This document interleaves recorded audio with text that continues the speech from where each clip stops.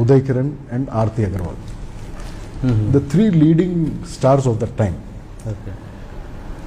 కానీ అక్కడ ప్రాబ్లం ఏమొచ్చిందంటే తరుణ్ నువ్వు చేస్తాన్నాడు cinema, Aarti చేస్తానంతే.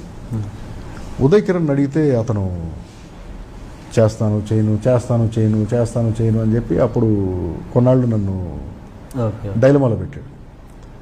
One fine day చేస్తానన్నాడు, మెడ్రాస్లో కనిపి చేస్తానన్నాడు. నేను ఇక్కడ సురేష్ బాబుకి ఫోన్ చేసి, సార్ ఉదయ్ కిరణ్ చేస్తాన్నాడు సార్ ఆ క్యారెక్టర్, మిమ్మల్ని వచ్చి కలుస్తాడు రేపు 8 o'clock అంటే, ఆయన మాల వేసుకుని కూర్చొని ఉన్నాడు. ఆయన వచ్చాడు, అంతా అయిపోయింది అనుకున్నాం. వచ్చి కూర్చొని నేను ఈ సినిమా చేయను సార్ అన్నాడు. నేను షాక్, ఆయన షాక్.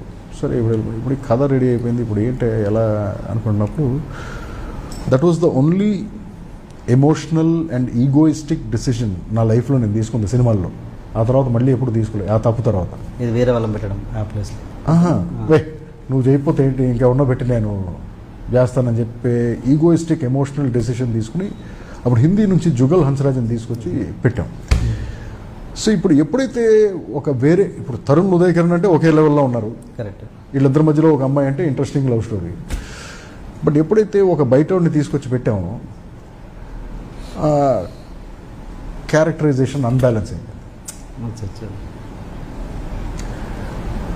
ప్రెడిక్టబిలిటీ వచ్చేసింది. ఎలాగైనా సరే ఈ అమ్మాయి తరుణ్కి వెళ్ళిపోతుంది అనే ప్రెడిక్టబిలిటీ వచ్చేసింది. యాక్చువల్గా ఒరిజినల్ క్లైమాక్స్ ఏంటంటే ఒక రైల్వే స్టేషన్లో ఈ ట్రైన్ ఇటు వెళ్ళిపోతుంది, ఆ ట్రైన్ అటు వెళ్తుంది ఆపోజిట్ డైరెక్షన్లో. ఈ ట్రైన్లో తరుణ్ ఉన్నాడు, ఆ ట్రైన్లో ఉదయ్ కిరణ్ ఉన్నాడు. ఈ అమ్మాయి పరిగెత్తుకుంటూ వచ్చి తరుణ్ దగ్గరికి వచ్చి, నో ప్లీజ్ నా అది ఇదంటే అతను లేదు పిచ్చిదనా, నీ ఫస్ట్ లవ్ అతను ఉదయ్ కిరణ్, నేను మధ్యలో వచ్చి నీకు హెల్ప్ చేశానంతే, so don't think this is love, I may like you and all that. కళ్ళ నీళ్ళు పెట్టుకుని పెడితే అతని దగ్గరికి పరిగెడుతుంది.